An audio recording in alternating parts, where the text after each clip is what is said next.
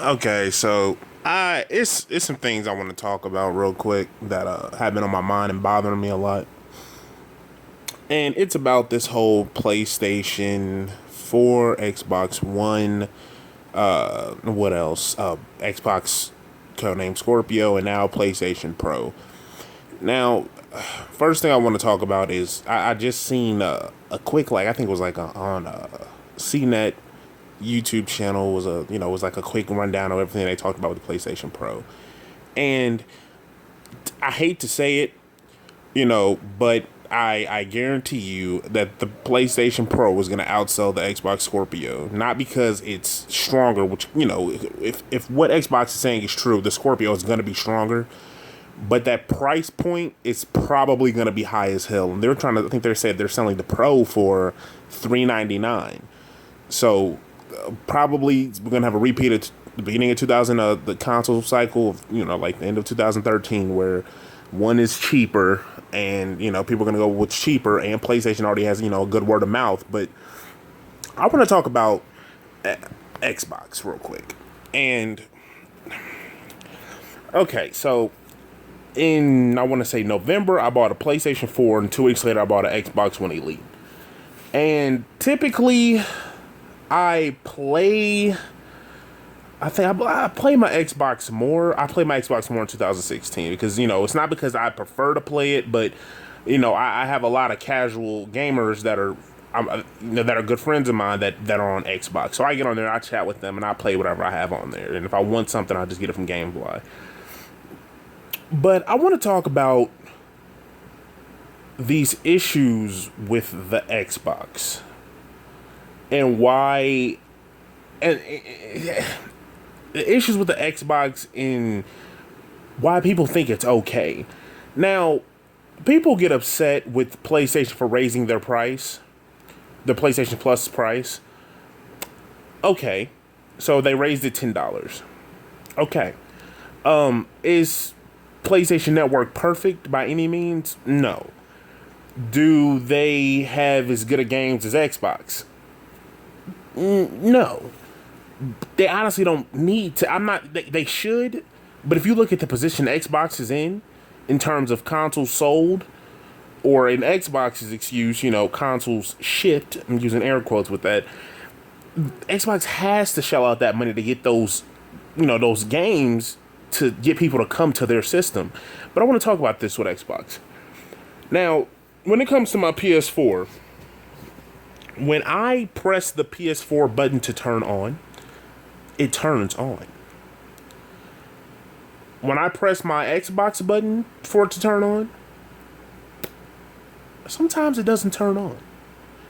When my system loads up for my PS4, anything I had did, no matter how long the time span was, it turns on. I can shut my Xbox off. I mean, I'm talking about like if my PS4 went into sleep mode and I didn't touch it for a month and turn it back on, whether I was playing 2K, Smite, Battlefield, it will be exactly where I left it. Okay, and I love that. If I shut off my Xbox and try to turn it back on and try to play a game, I'm gonna have to restart my whole. I'm gonna have to go and hard reset it or hard restart it. Sometimes my games won't play, whether they're digital. Well, let's start with digital first. So my digital games sometimes won't even play. Like if for people who who have cell phones, whether it's Android or Apple, it's mostly is a Android thing. You know, sometimes you press an app, like say you open up Snapchat, and Snapchat will open, and then it'll force stop. It'll close. That's what happens with Xbox. Sometimes I try to go to an app, oh, and it won't open. It'll be like, oh, this app is taking too long. Okay, well, clearly my Xbox is tweaking, so let me try to restart it.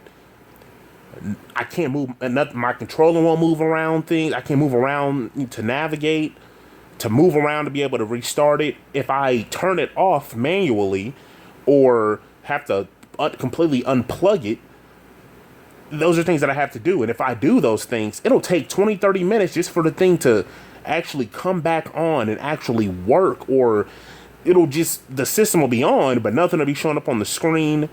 And I'm just like, regardless of, you know, the games that are on each system, I really don't care about that stuff. You know, like, I'm gonna play the games I want to play on each system, and you know, I really don't. You know, this is what I'm saying.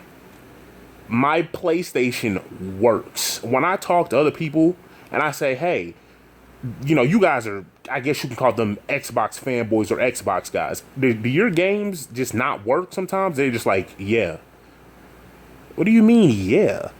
You know, like, that's not how it's supposed to go. Like, when I want to play something, I should be able to play it. You know, I'm not giving Sony any props for something, for their system working when it's supposed to. But there's I don't know if this is a thing where Xbox is, what do you call it? All their games are really not saved to your system, like it's all on a cloud. I don't know what the hell is wrong with Xbox, but it seems like your games really aren't even on your system. Like, even, okay, let's take a hard disk. I have GTA 5. If GTA 5 is in my Xbox and I start it up, sometimes the game won't even start. It'll just sit there and it'll loop and say, we can't load this game. I'm like, what what? This is, okay, I should not be getting the same message for a disc and a digital game. But it's just like the Xbox just refuses to work. And like I said, I asked people about this and they say, oh, it happens. The party chat system on Xbox completely fumbled, and it's horrible. PlayStation's is a lot better. You can do more things from the PlayStation Party. Okay, that's, a party chat isn't going to make or break whether somebody buys the system or not. But I just get this feeling that Xbox, yeah, they give better games per month, but their software is horrible. Their navigation board is clunky and disorganized. PlayStation is a lot more simple. Now, I'm a gamer. That stuff, I'm going to figure out where to go regardless. But there's so many different things that is wrong with the Xbox system software and hardware. And yet people get mad at Sony because they're cocky.